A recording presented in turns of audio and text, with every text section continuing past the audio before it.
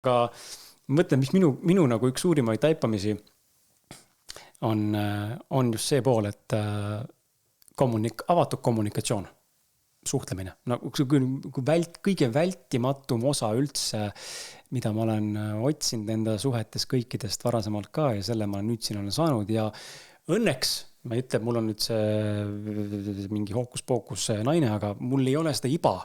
Ma lugesin seda raamatut, 80+ lehte läbi, lappasin niimoodi. Tead, võib-olla ühe leidsin, mis on mingi nurga alt selline, mida ta võib-olla on kasutanud mingis varasemas etapis. Mis oli?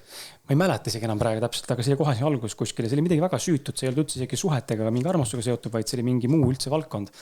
Ja ma vaatasingi, mõtlesingi, et issand, mul ei ole seda iba sellise viisil täna olnud ja mul ei ole draamat kui sellist, mida ma mäletan varasemast nagu nooruspõlves, kus oli mingi pseudodraamat, et ma olen solvunud ja vaata, no.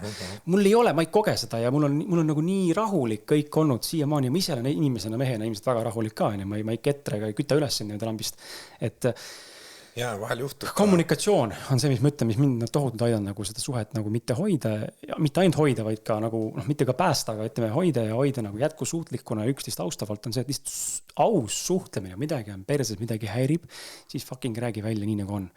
Ja kui siis ei suuda, siis okei, tuleb see mõni päev aega, aga lõpuks ta ikkagi avaneb, et kuidagi luua see vundament või see pinnas mõlemale me saame rääkida avatud kaartidega ilma, et kohe on ju, et see ei jäta endasse ketrama seda või teki mingi kohta, kus lõpuks tunnen, et ma ei tahagi rääkida, ma pigem hakkan siis valetama juba, nüüd on hilja rääkida.